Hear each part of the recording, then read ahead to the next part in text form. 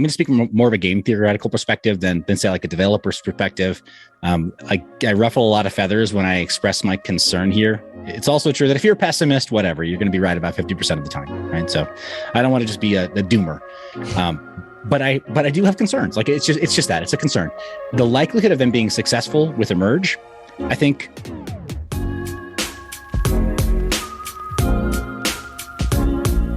Hey, welcome back everybody to Altcoin Daily. My name's Austin, back again with the man, the legend, Seth of the YouTube channel, Twitter account, mineyourbiz. One of the up and coming leaders in this space from my point of view in terms of tech and mining. Thank you for joining me. Thanks for having me back on. It's always a pleasure. I almost said thank you for joining us. Aaron's making the daily video today. Thank you for joining me.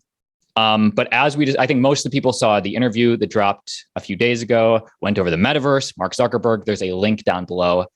But because your background is in tech, is in mining, I want to talk about ETH 2.0, or more specifically, the ETH merge happening this year.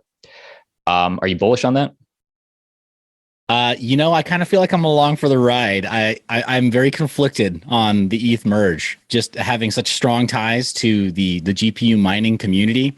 Some of them, I mean, we literally treat each other like family. We had a member of that community pass away last year, and we rallied around his widow and his family to raise funds for them. Like it's tight knit. So I've got a lot of conflicting feelings, but I probably lean more towards the side of bearishness against the merge.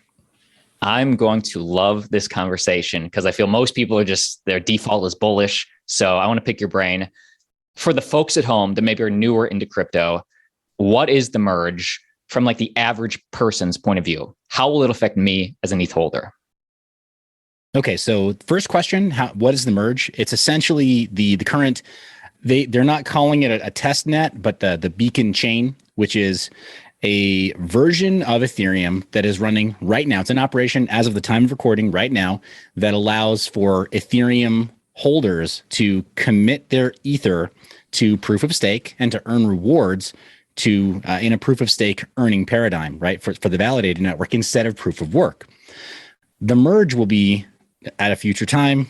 As of today, still not totally understood exactly when or what the timeline exactly is, but it'll be a combination of the current proof of work chain as an ultimate settlement layer, and then this beacon chain that is proof of stake, which is currently in production and kind of a proof of concept, but has had some problems, which we'll talk about in a minute.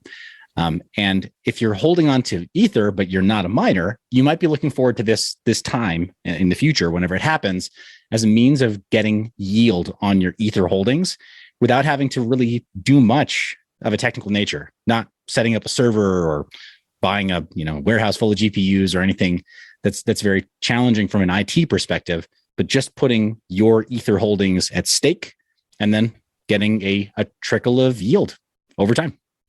And that is if you want to choose to stake. If you're just an average hodler and you're just in it for the investment, you'll hold and nothing will really change.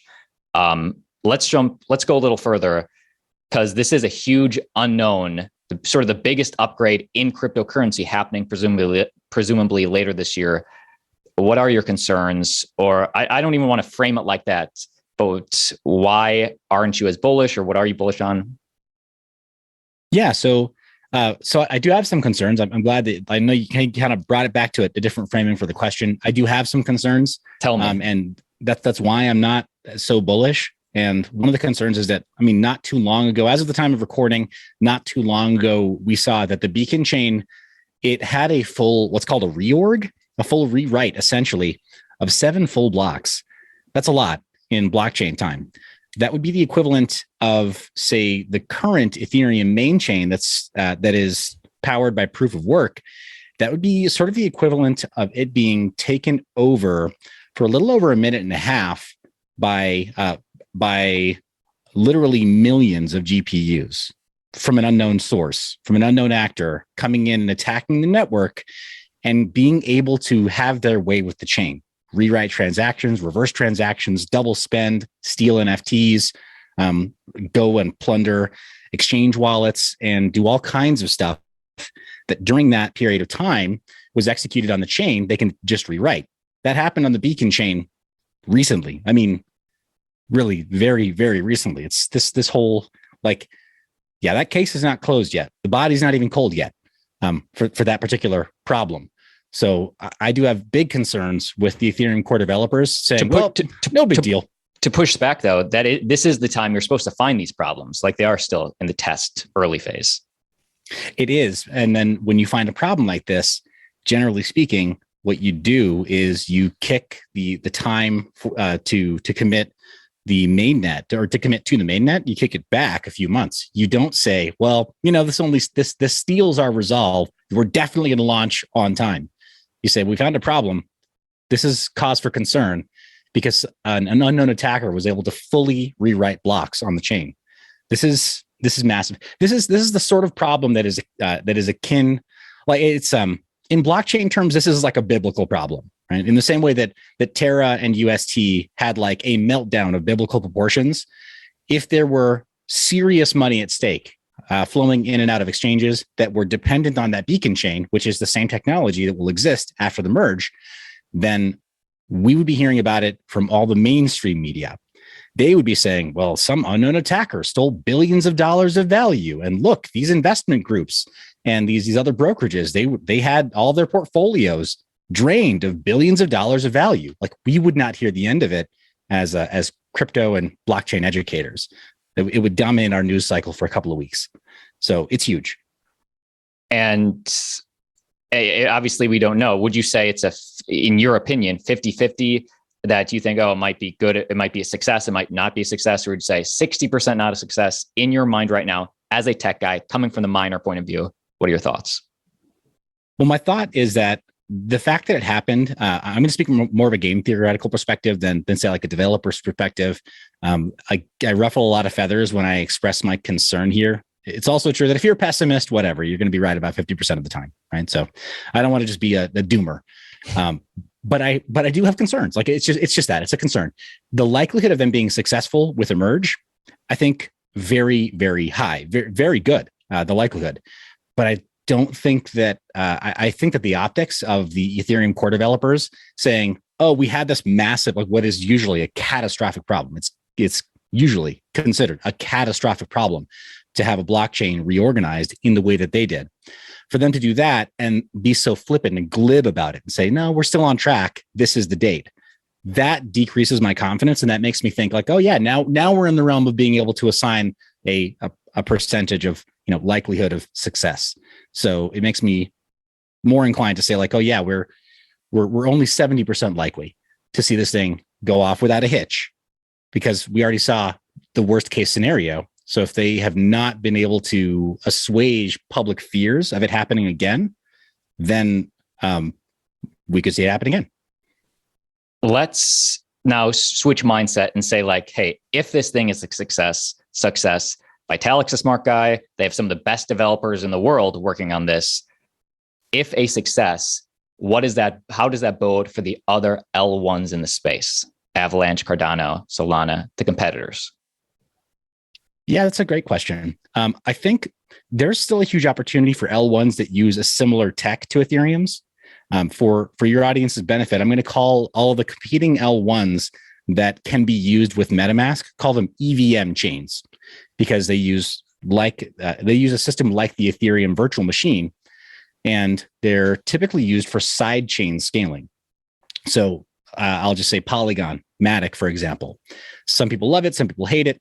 But the reality is that it is used for some sidechain scaling. And there are a lot of services that launched primarily for Ethereum, like say OpenSea. I know it's a bad word right now, but OpenSea and others that also use Polygon for scaling.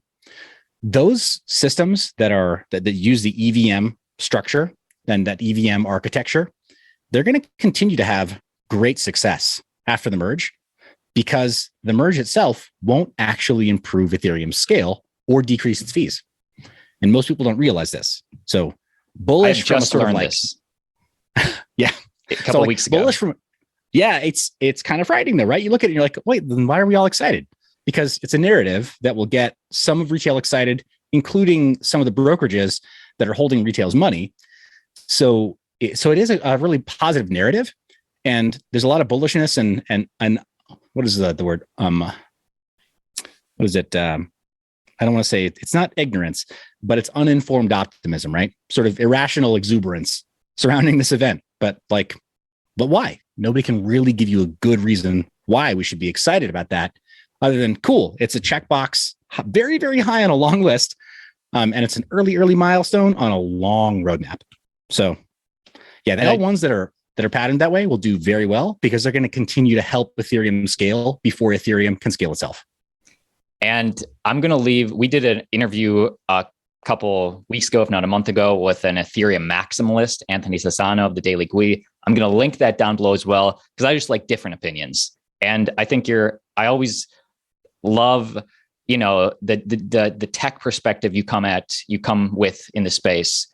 So just give me like in summation, what does the audience need to know, or just like final thoughts about this merge potentially coming up?